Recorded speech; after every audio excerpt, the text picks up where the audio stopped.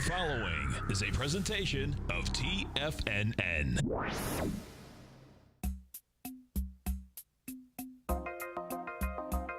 Live at TFNN, the Power Trading Hour, with your host, David White. Call now, toll free at 1-877-927-6648. Internationally at 727-445-1044. Now, David White.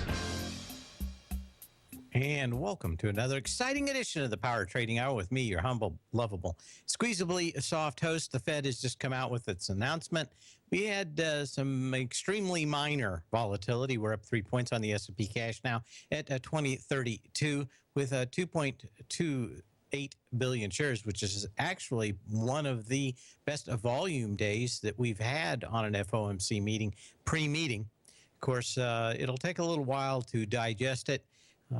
The talking heads on CNBC are going to try to debate how many angels can fit on the head of a pin called patience, and that's pretty much it.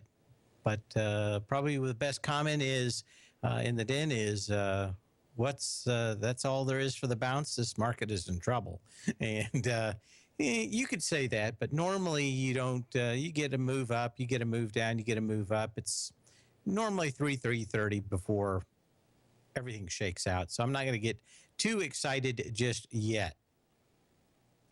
But I had kind of the same feeling, because normally they can drive this market at a whim. And not only did they push it up to 2042 on the S&P cash this morning, which was about it was about 7 points or 5 points shy of what the futures were saying. I actually watched them hammer the futures all morning long trying to get them up, and they could keep them there, but it took a great deal of effort for the street. And pre-market futures are an easy way to move the mentality, at least for the first hour of trading, maybe even half hour trading. But pretty soon the market will overwhelm the futures movement, and I don't know what else you can say. A lot of times they just push it thinking they can get something going. Of course, Apple had their news out last night, and we'll get into that. A lot of stuff going on, a lot of moving pieces, but so far, not a lot of movement in the S&P cash. So we'll watch this closely. But my guess is it's going to be very tough to come up with a bullish case for the next 2 to 3 earnings cycles, next 3 quarters. And we actually had some very bad news coming out, at least for the job front today. And we'll get into that in a stock here very shortly. But I have a feeling we're going to see some announcements on news, i.e. the job, and probably going to see, I would imagine there's somewhere between 50 and 70,000 jobs that are going to be coming out of the oil sector in the United States in the next couple of reports for jobs. It's just when they hit. And we'll get into that a little bit later. On this day in 2002, we had history. And it's all just a little bit of history repeating. We had Global Crossing goes Chapter 11, filing for protection from its creditors under the Federal Bankruptcy Code.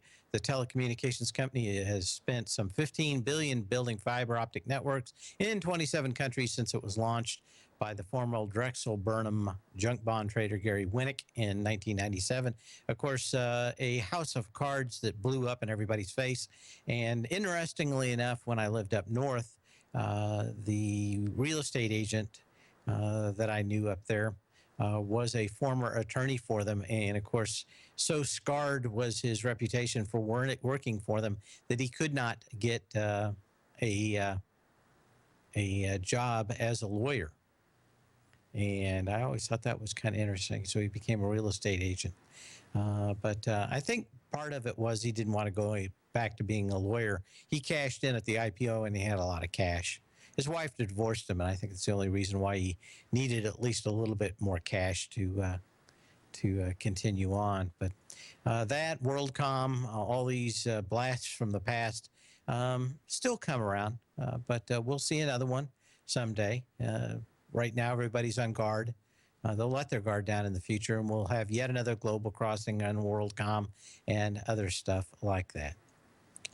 Of course, getting into the actual real news overnight as the S&Ps melt a little bit here off 4 points on the S&P cash now.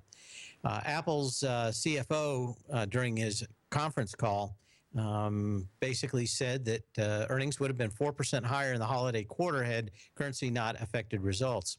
If you looked at Apple's results, they should have instantly pushed the thing, I think, to $125. And the answer was, and what I believe is, that they took that 4% higher and figured out how many of these phones came in the country before the huge move in the dollar. And even with the current dollar move, how many phones came in at higher prices or had to come in at higher prices because of the exchange rates from China. All these companies, of course, sell to themselves within themselves from other companies and sub-companies and derivatives of another company. There's a bunch of transfer rates and a lot of other things that have to be taken care of between the countries to make them happy and pay taxes. But what you do know is that normally those are set up at the beginning of the year. When we have a huge move, that's it. Now, at least 5 people that I heard last night were asking the company in the conference call how currency adjustments would impact results going forward. What they wanted to really know was what was the break. If the quarter would have ended in another month from now, would that 4% been 6% or 8% or 10%? Because there was a huge change, of course, between the manufacturing countries and the ones that import it back here into the country. So muted, yes, and there's a couple of reasons why besides that. The iPad was 5 years old. It was down 25% in the last year, so that is lower. Not a bad thing because I imagine people actually bought the iPhones that they make a lot more money on. But the whole issue is if Apple, with their monster win, can't basically, if the wind's blowing faster than the wind at the back because of this huge sale, what's going to happen in the forward sales of this product? Also, it looks like some of the labor costs are going up from that Foxconn is charging Apple.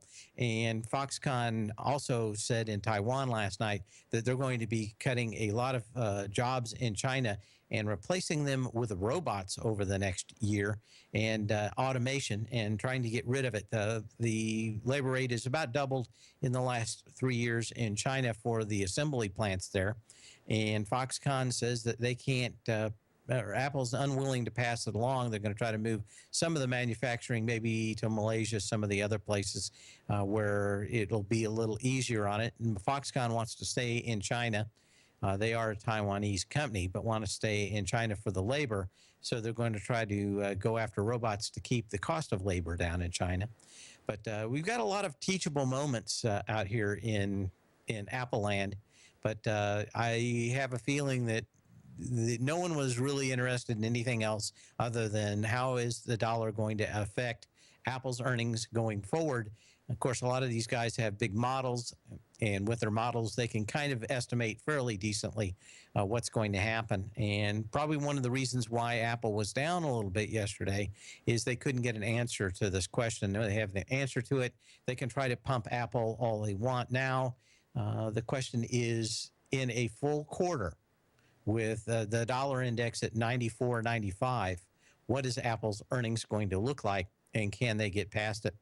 The other thing that was prevalent was the question, how many people have bought iPhones and, of course, are going to have this and have it for 2 or 4 years instead of upgrade every 18 months, which is what Apple's tried to get them on the Apple update plan every 18 months. And most people say that they really can't think a great deal more than having the larger iPhone that they need. The whole Apple Pay thing was also, the discussion was very interesting. To make the same amount of money that they make on the iPhones, just to give you an idea on Apple Pay, they would have to have $7 trillion go through Apple Pay each year. So if you're talking about something that can truly move the needle, I'm thinking $1 trillion worth of Apple Pay you'd have to have something like that just to make up what we're now losing and probably will lose in the iPad business.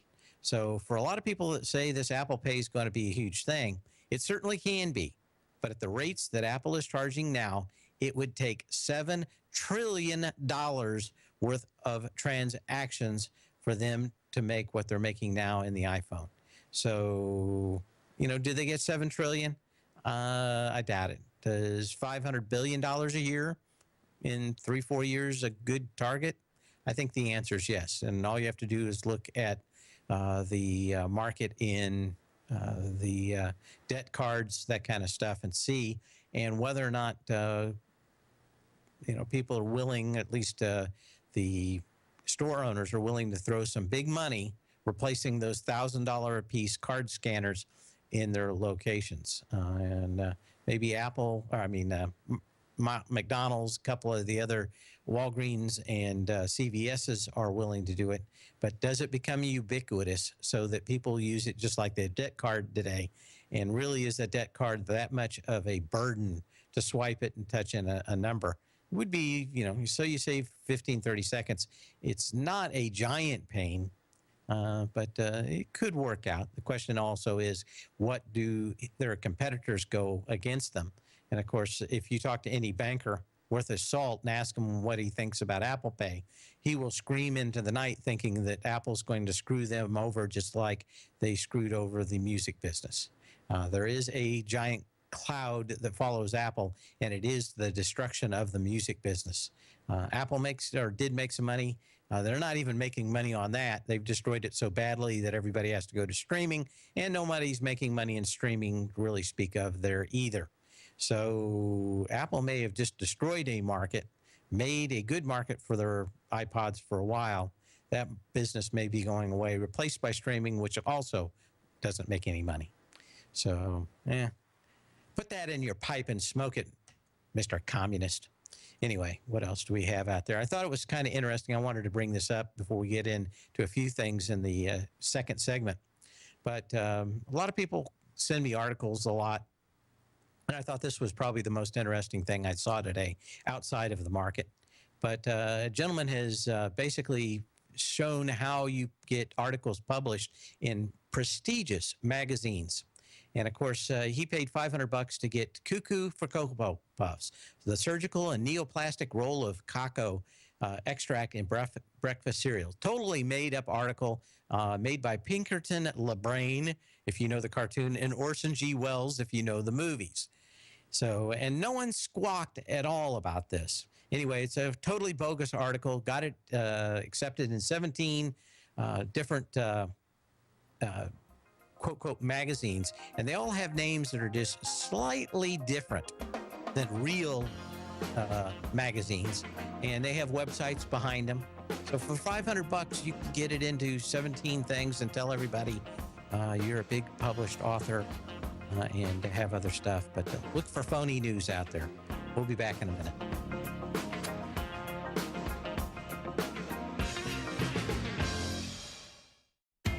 TFNN is excited about our new software charting program, The Art of Timing the Trade Charts. In collaboration with Tom O'Brien and using his best-selling book, The Art of Timing the Trade, Your Ultimate Trading Mastery System, David White has programmed an outstanding piece of software that will complement any trader's methodology. Using this first-of-its-kind program, The Art of Timing the Trade Charts allows you to scan thousands of stocks for Fibonacci formation setups, including Gartley's, ABC's, butterflies, and much more. The Art of Timing the Trade Charts is designed to help you when scouring the markets for stocks just beginning to form the trading patterns that many investors spend days, weeks, or even months searching to find. And right now, we're offering licenses available at only $79 a month. We are so confident that you're going to love this new charting software that will even give you a 30-day unconditional money-back guarantee. Don't miss out on this incredible new piece of software. Get your copy of The Art of Timing the Trade Charts today by visiting TFNN.com. Check out the new look of Tiger TV. Now you can see all hosts, charts, and computer screens live in high definition. Whether it's Tom O'Brien, John Logan, Steve Rhodes, Basil Chapman, David White, Larry Pesavento, Andy Hecht, Thinkorswim, or Carol Martin, you can catch all of our technicians hosting their programs live and archived on Tiger TV. Now, crystal clear in high definition, 24 hours a day, 7 days a week. If you haven't seen the new look of Tiger TV, then visit TFNN.com. Platinum, grains, crude oil, gold, copper, cattle, hogs, gasoline, natural gas, coffee, cotton, cocoa, and sugar. These are just some of the commodities mentioned in the most recent issue of Andy Hecht's Technomental Commodity Report. Andy publishes his weekly newsletter every Thursday morning, where he breaks down the commodity market and provides his subscribers with specific trading recommendations based on his trading methodology. By signing up for a free trial to the Technomental Commodity Report, you'll get a full 30 days to try out this powerful newsletter service and see for yourself the types of trades Andy has recommended for his subscribers. When you sign up for a 30-day free trial, you're under no obligation to pay anything. And should you decide to continue, you will lock in the low rate of only $79 a month. Sign up right now for the Technomental Commodity Report and make sure you're ready to catch the next big trade in commodities. For more information and to get started today, visit the front page of TFNN.com. You've always taken the long view when it comes to investing, but what if there's an opportunity right under your nose? What if you could be more responsive to market trends to seek to boost your portfolio performance right now while seeking to reduce your overall risk? At Direction Funds, we connect investors with alternative strategies that seek to maximize their returns. Smart investors deserve smart alternatives. Find yours at directionfunds.com. An investor should consider the investment objectives, risks, charges, and expenses of Direction Funds carefully before investing. The prospectus and summary prospectus contain this and other information about Direction Funds. To obtain a prospectus or summary prospectus, please contact the Direction Funds at 800-851-0511. The prospectus or summary prospectus should be read carefully before investing. Investing in index funds may be more volatile than investing in broadly diversified funds. Distributed by Rafferty Capital Markets, LLC. Many of our new listeners have heard about the Tiger's Den, but wondered, what exactly is it? The Tiger's Den is a lively community where professional traders and investors can meet, exchange ideas and information in a comfortable, moderated atmosphere. Hear all of your favorite TFNN shows, plus see all the charts as they happen live during those shows, and have access to all those charts. You can test drive the Tiger's Den absolutely free for 30 days. It will greatly enrich your knowledge of these markets. Details on the Tiger's Den are on the front page of TFNN.com. Dave takes your phone calls now. Toll free at 1-877-927-6648. Internationally at 727-445-1044.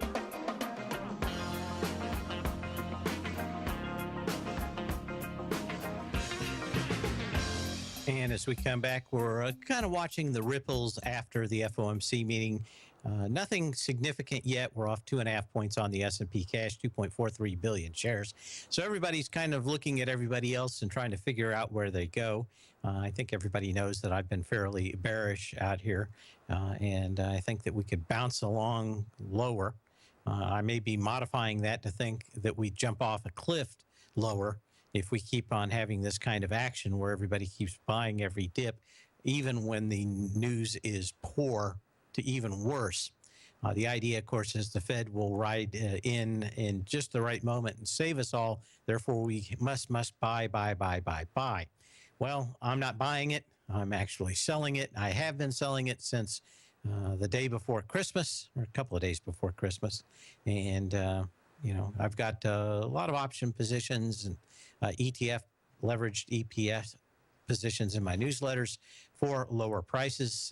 Personally, I have a lot of way out of the money puts into all the way into April, and we'll see how those play out. But my guess is that we'll do okay. Now, I was talking about the jobs numbers, which is probably one of the things that people are going to lean on fairly quickly, saying that the Fed will not raise rates because of a loss of jobs. And one of the stocks getting hammered out here today is Helmerich and Payne. They're a onshore driller, and down Not a whole lot of volume yet, but certainly this thing looks like it's going back to its January low at 58.19 fairly quickly. But it's been under pressure for a little bit. But the rumor is they're going to lose 6,000 jobs. I know we talked to Z in the Den not too long ago about all the jobs being lost up in North Dakota. And we also looked at one of the companies that rents all the mobile homes out because, of course, out there in the middle of nowhere, there's not a lot of place to put people. And they were getting a huge amount of people people moving out. So therefore, they had these trailers coming back for them. As one person in the Den, Mr. Fletch, says, Schlumberger is cutting 9,000 people. These are all probably going to hit at once, and my guess is we're going to have one of these job reports really see probably 50,000 or 60,000 hit that, quote, is unexpected. I don't know why it's unexpected. I expected it. I hear people saying they're cutting jobs. I expect to see jobs cut. So there's a lot of that out there. There's like the Microsoft story out there. Are people just not listening? There seems to be no sign of intelligent life anywhere. There didn't be, at least to me on Microsoft. They said plainly they're going to be giving away their operating system for the first year. And I think the market just kind of like, they said that last week. Maybe they don't really mean it. Come to find out they meant it. And, of course, hammered Microsoft down, of course, over the last couple of days. But we continue to see many of these stocks. Some of them actually, the earnings are not so bad, but we're still going to go back and know that if they didn't get hit this quarter on the dollar exchange rate, they're going to get hit on the next. And I suspect we started seeing a lot of effort to keep the dollar from running right up to 98, which is where I think it's going anyway. To slow that down. And every time it seems like we get moving up higher, we find a pretty big wall of sellers in the dollar. And my guess that is either the Treasury, the Fed, or the cabal that runs the Bilderbergs, whatever they are, the aluminum foil hat crowd.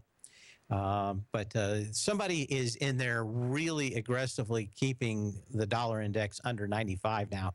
And every time it's gone up there, they've gone after it. Kind of quiet today. Not a lot of people pushing it. It's at 94.21. But right now, I suspect that's what we need to be watching for. My guess is they're going to try to keep it down for a while. I was talking to Andy Heck about it.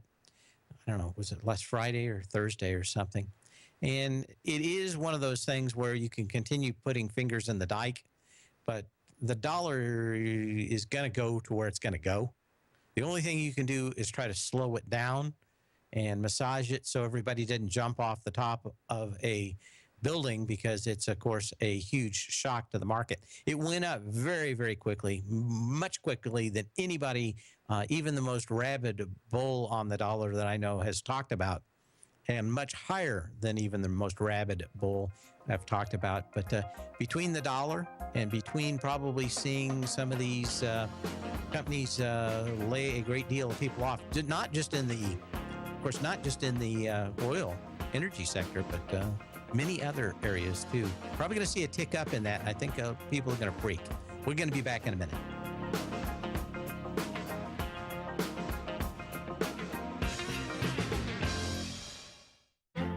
The Path of Least Resistance is David White's daily trading newsletter, and if you're looking for active trading ideas, then now's a perfect time for a 30-day free trial to this powerful daily trading advisory service. David uses his years of trading experience to offer his subscribers his trading ideas each morning in his Path of Least Resistance newsletter. Using a combination of equity trades along with options, David keeps his subscribers up to date with all pertinent market information with intraday afternoon updates when warranted. Don't miss out on this great chance to get a 30-day free trial to David's daily newsletter, The Path of Least Resistance, with no obligation to pay anything. David has been delivering solid recommendations for his subscribers recently, and if you'd like to see the type of newsletter he delivers every morning, then visit the front page of TFNN and you'll find The Path of Least Resistance under Trading Newsletters. For all the details and to start your 30-day free trial today, log on to TFNN.com. nadex.com now. Has the current market volatility continued to stop you out of trades when the market spikes against you? Now is the perfect time to open up an account with Nadex. Nadex, the North American Derivatives Exchange, is a brand new, completely regulated Chicago-based exchange, and unlike most other exchanges, Nadex allows you to trade directly through them with direct market access when using their completely free trading platform, which also features real-time charts and full customization capability. One of the advantages of trading with Nadex in volatile markets is that your risk is always capped and you have the ability of keeping your trades open even when the market spikes against you. Nadex is completely brand new with a line of unique trading products that are unavailable anywhere else. See how it works at nadex.com. That's nadex.com. Or click on the Nadex banner on the front page of TFNN.com. Futures and options trading involves risk and may not be appropriate for all investors. If you're an active trader looking for that extra edge when it comes to trading and investments, then now is a great time to get a 2-week free trial to Tom O'Brien's daily market letter, Market Insights. Tom O'Brien's daily newsletter, Market Insights, comes out every market day at around 9:30 a.m. and provides Tom's daily commentary on the broad market, including the Dow, NASDAQ, and S&P, plus specific trade recommendations. There's even an update published most afternoons to keep you informed about the day's market activity. He'll give you the entry price, price target, and stop price of each stock and option trade. With Market Insights, there's nothing left to guessing. For all the details and to get your 2-week free trial to Market Insights started today, visit TFNN.com. Today, it's hard to tell if the economy is coming or going. Regardless, I want my money going in the direction I choose. If that's your stance as well, then you want to know how Everbank can help keep your money thriving just the way you want. Is growing your money a priority? Everbank is committed to a yield pledge promise to pay high yields on your checking, money market, and CD balances. Looking to diversify? Everbank ingeniously developed accessible ways to spread your money around the world into foreign currencies and even non-FDIC insured metals. And when it comes to your wealth, they bring a highly experienced and global perspective to help you manage it. Everbank's financial philosophy flies in the face of the status quo. They believe your money's performance should not be determined by today's economic circumstances, but by the drive to rise above them and create opportunities that favor your objectives. If that excites you, like it does me, call 1-855-750-4051 to find out what they can do for you. That's 1-855-750-4051. Call them today. Everbank is a member FDIC and equal housing lender. This segment is brought to you by Think or Swim. For more information, just click the Think or Swim banner on the front page of TFNN.com.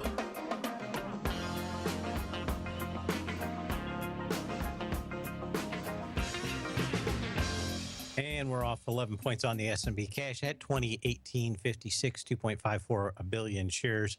Volume really not accelerating as much as the S&P is to the downside, but like I said, we're over the next couple of months going to go down to 1822, and at least that's my call. I believe that there's a better chance that we go down 200 points than we go up 50 points. So we'll continue to watch it, but this will not be a one-shot war. This is going to be dragging on and on. One of the points I wanted to make about, of course, the layoffs and firings in the energy sector is that will give at least some back to the bulls saying that the Fed is going to once again do QE 14 or son of QE 18 or something like that. They'll think that there's going to be yet another shoe to drop from the Fed that they'll put us back on the morphine drip. But I think they've pretty much said that at this point, they'll continue to keep interest rates low. They're not going to do any more QE, and it is the job of the elected officials to quit doing stupid things and get the country back and growing again. So basically, they've got to the point where it's on you, and I think they've pretty much given that a long-term view out there. Question in the den now.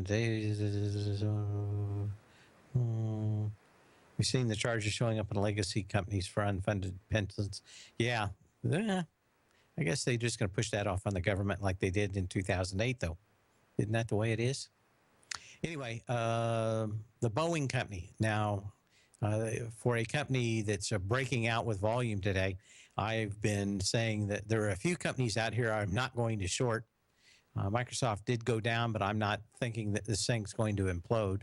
There are much, much better shorts. I think even Friday, I said, hey, I think Microsoft could pull back with the market, but probably 10 times better shorts out there.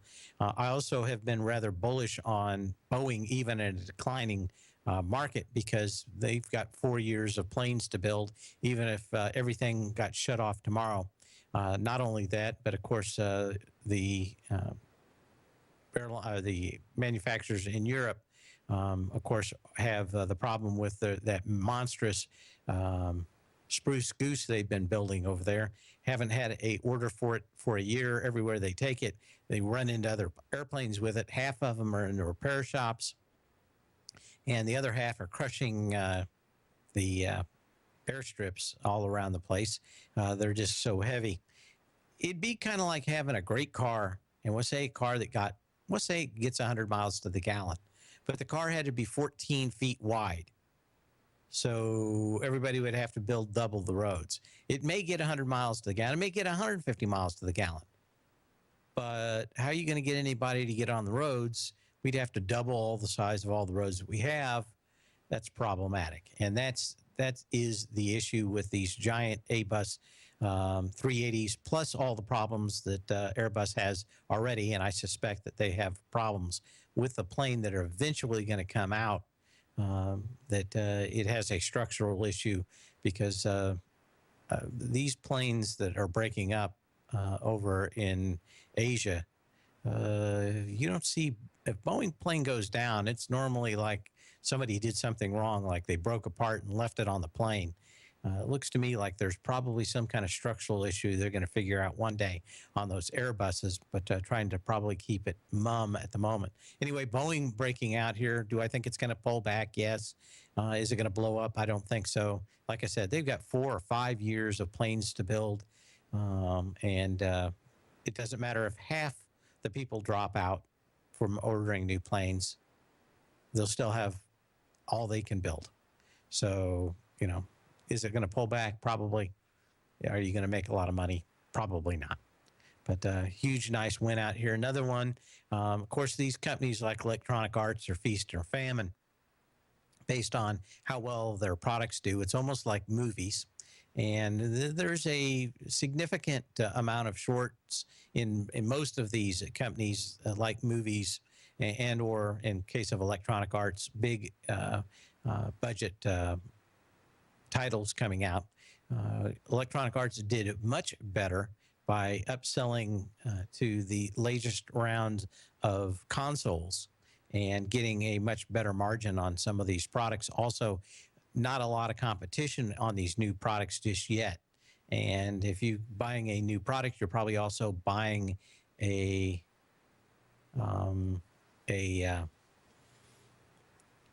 some new titles. And of course, you don't want to buy titles for the old Xbox. You want to buy the titles for the new Xbox One. Not a lot of them out there. So if you are first rat to the cheese, you can, one, have a fairly decent market, but two, you don't have to discount the product. And I think that's a lot of what's going into Electronic Arts.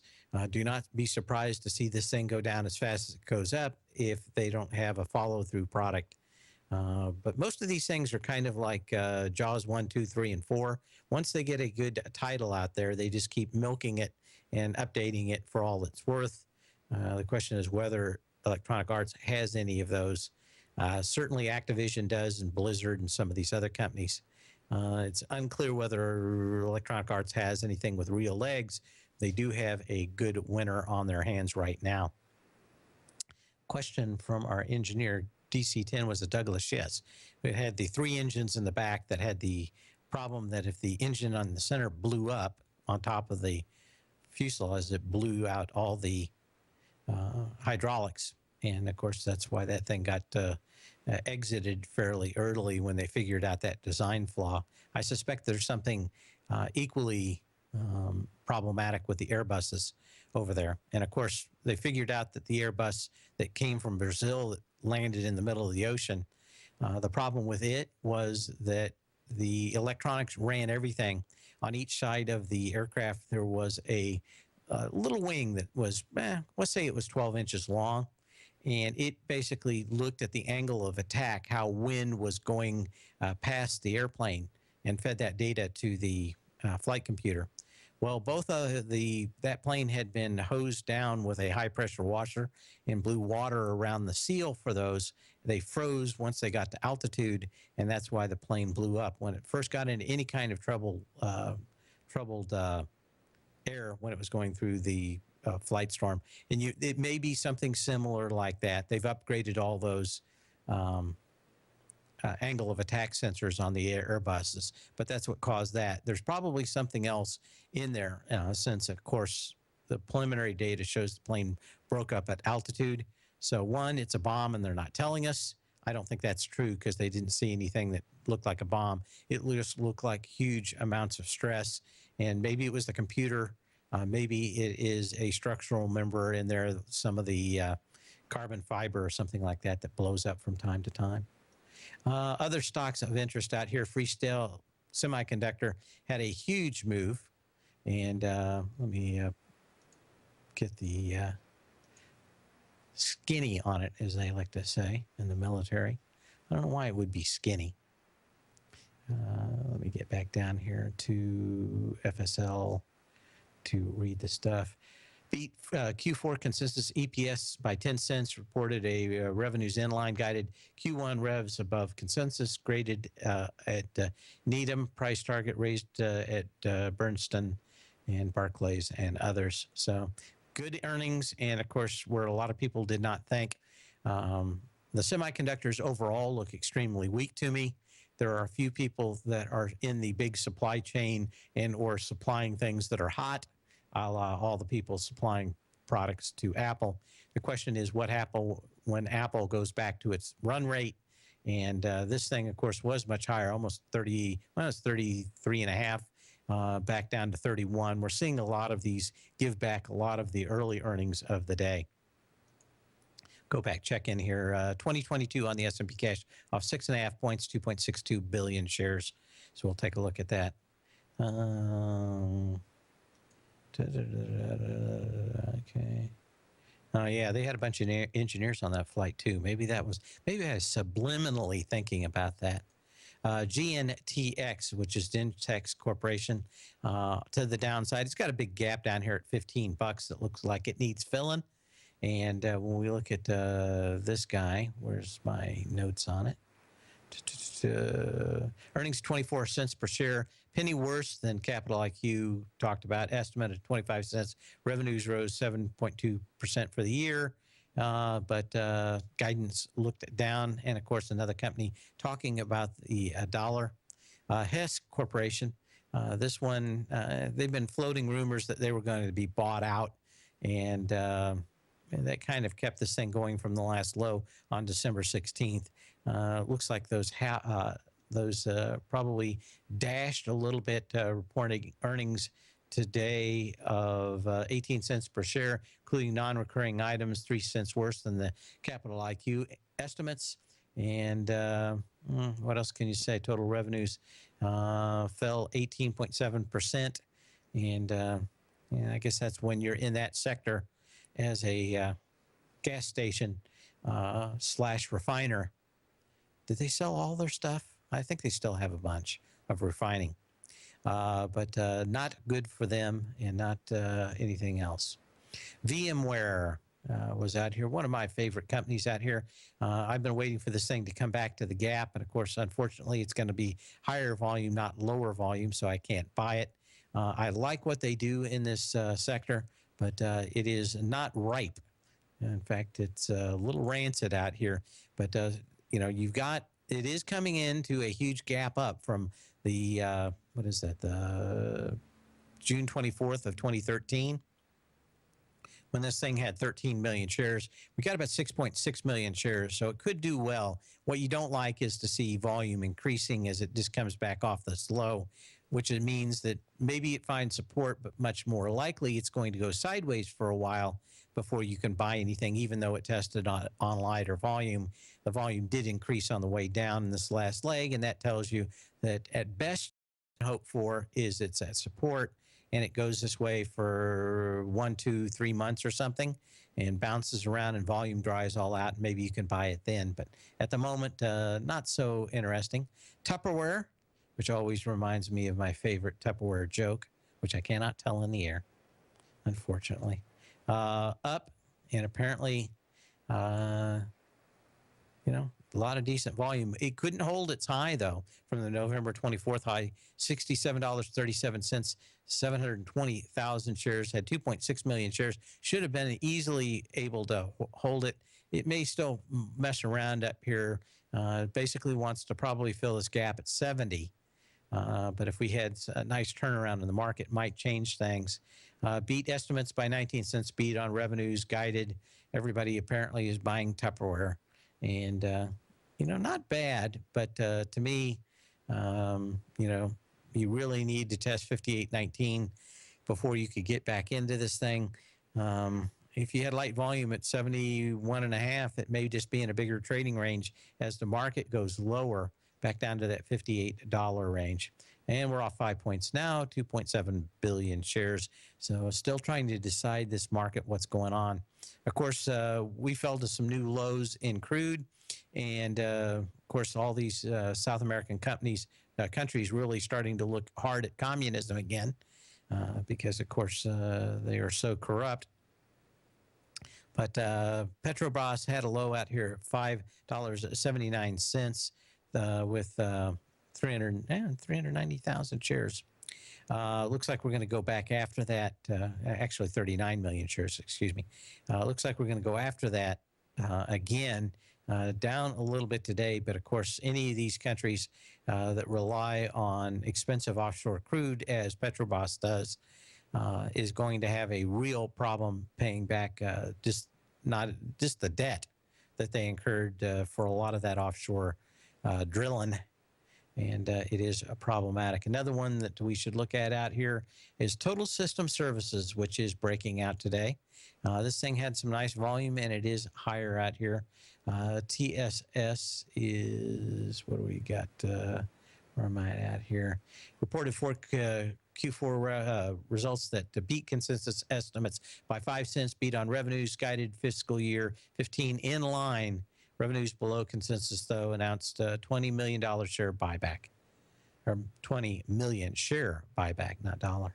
So I think that's probably more than anything popping that stock at the moment. UBS, of course, had some news. Didn't seem to move it that much. OTEX, another one out with earnings. These guys kind of make the industrial or corporate version of PDF files for everybody so that you can send documents back and forth in your enterprise, as they say. Not received earnings well, down fairly significantly today. And so what else did we have? You got huge volume. This thing's going to probably come back into this gap at $50. So we've got some pretty decent setups and volume and confirmations. These things want to go back and fill some of these gaps that are lower. We'll be back in a minute. You can give me a call at 877-927-6648. And got a question about, is BABA a good investment? We'll talk about that when we come back. How would you feel if you had a powerful decision-making tool that has the ability to find high-probability trading opportunities across multiple time frames in equities, currencies, and futures?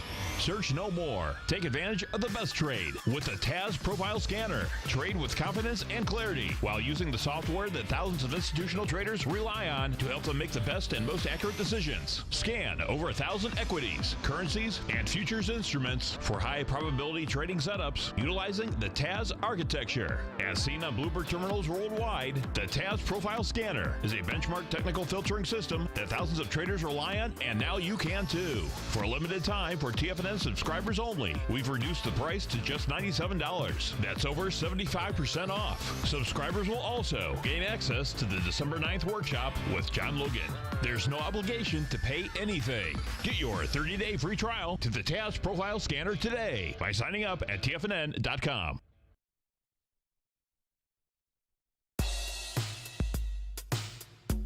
Tom O'Brien's weekly gold letter, The Gold Report, gives complete and concise coverage of the entire gold market. Inside, you'll get Tom's commentary on gold, the dollar, the rand, the bond, the XAU, the HUI, and detailed coverage of nearly 25 mining stocks. He'll give you the entry price, price target, and stop price of each stock trade. The Gold Report is a long-term newsletter where the focus is on building real wealth through the management of a successful portfolio of gold stocks. With a lifetime of knowledge and almost 12 years of writing his informative weekly newsletter, The Gold Report, Tom O'Brien can provide you with the important market information to help you make better trades in the gold market. Don't let the next bull run in gold pass you by. To get a month-long free trial to The Gold Report, an $85 value, visit the front page of TFNN.com today. David White's newsletter, The Technology Insider, is focused like a laser on finding the next big things in technology. If you had invested only $10,000 in Microsoft in 1986, you'd have been a millionaire by 2000. Disruptive technology like Microsoft's is the key to these massive long-term profits, and the Tech Insider is the vehicle from TFNN to capitalize on these opportunities. This is the go-to newsletter that identifies, monitors, and profits on mostly little-known cutting-edge companies with great long-term prospects. David's experience is as an inventor of Emmy-winning animation products for TV and Hollywood that propelled a company public. Match that with 14 years as a full-time trader, and he's uniquely qualified to guide you through the light-speed world of ever-evolving high-tech. If you're ready to ride the next big technology bull market for less than $40 per month, log on to TFNN.com and get your 2-week free trial to the Technology Insider. Get in on the ground floor of the next big thing today.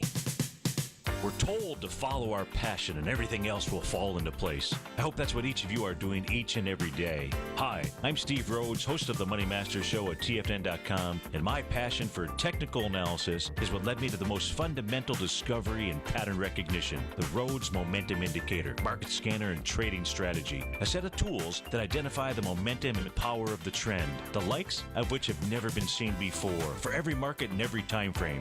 Yes, folks, the trend is your friend, unless you're on the other side. New to technical analysis? This is the place to start. And experienced traders take advantage of the trend like never before. Experience the power of the Rhodes Momentum Indicator each day, available to subscribers of my newsletter service, Mastering Probability. I guarantee your satisfaction for the next 30 days unconditionally, so there's no risk to you other than being on the wrong side of the trend.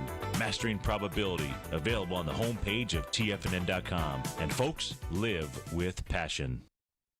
Catch Tom O'Brien, professional trader and educator, founder of TFNN. Also, a special guest on CNBC. Tom will bisect and dissect the markets. The Tom O'Brien Show, next on TFNN.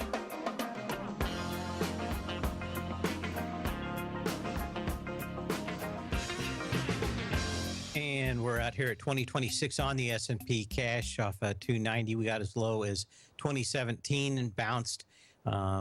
It's not uncommon to see this kind of action. We've got some earnings after the bell. I didn't get into it because I didn't have time, but we got a couple things that people want to talk about, and I can't remember what it was now. Someone said something. I think I must have covered it already. Question in the den was Palo Alto Networks. Tell us about it. This is a networking company that works with security. They make a lot of boxes that basically have built-in security. If you want to think of a castle with a moat and maybe barbed wire outside of the moat, this is the kind of moat and barbed wire kind of stuff. It's out at the fence. It doesn't, once someone gets past that, there isn't a lot in most networks for security. That's where FireEye comes in. Palo Alto Networks is basically trying to keep, it's the Great Wall of China.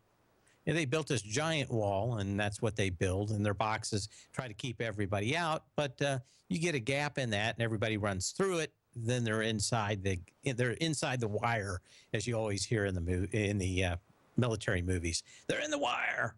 They're in the wire. Anyway, there's multiple layers of security for good security. There's a single wall for poor security. And Palo Alto Networks, FireEye, these companies need to be going along. Companies understand, or at least CEOs tend to understand Palo Alto, and they don't understand FireEye, and that's why they've had problems with both getting hacked and, of course, shouldn't, we pay these guys, shouldn't that solve all our problems? And the answer is no different than security at a bank doesn't stop at the front doors. It basically, there's all kinds of things that go into it. But as long as there's hackers hacking, Palo Alto probably looks fairly decent out here. Was there somebody else? Is Baba a good buy out here? Hard to say. There was a horrible article in the China Times, I think that's what it was, today about Alibaba. They have earnings either tonight or tomorrow. It's hard to see what these guys are going to do. The biggest thing I have think is a problem right now is that Jack Ma may not want to be bragging about how much money he's making. They're taking a lot of people out to the fields and just disappearing them, as they like to say in communist countries. And Alibaba may be a great business. It may be one of those businesses that is too good, and they may have to try to hide some of the cash right now and not look like they are a giant target for the Communist Party apparatus, which is kind of more and more looking kind of like the Russian political apparatus. It's just who can have the most junk. And, of course, if you're lower on the totem pole and you have a lot of junk, and they figure out that you've been scamming or skimming, they found, I don't know if you saw it over the weekend, but they had an article about this guy that was a big shot in China and corrupt. And he had $320 million in cash, in U.S. dollars, in his house. And he had about another $150 million in other stuff laying around, plus another $100 million in properties around the world. So apparently, if you're going to want to skim cash off as a corrupt official, China was the place to do it. But tough. Anyway, they're going after the markets there too. I'm going to pass on Alibaba right now. Anyway, we're going to hand it off to Tom O'Brien. I think he's going to want to get into those bonds because there's some massive action in those, and I'm sure he'll bring those up in the next hour. So when you can, not when you have to. We'll meet tomorrow, same time, same bat channel. Yep.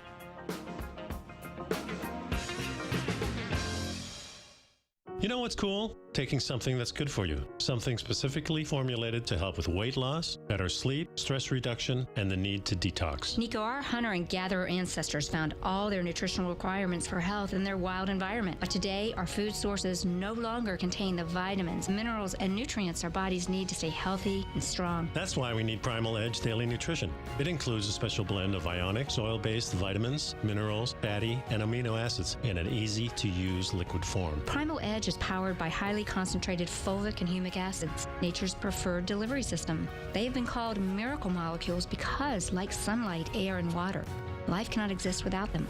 That's right, Paige. They ensure we receive all the nutrition we need to be healthy and thrive. We take it every morning. Primal Edge, formulated and approved by Nico and Paige of Living a Primal Lifestyle. Buy it today for just $89. Click on the Primal Edge banner on the front page of TFNN.com.